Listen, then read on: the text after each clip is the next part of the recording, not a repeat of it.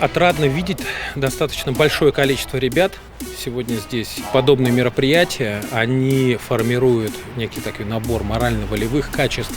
Это общение, живое общение с ребят друг с другом, это соревновательный дух.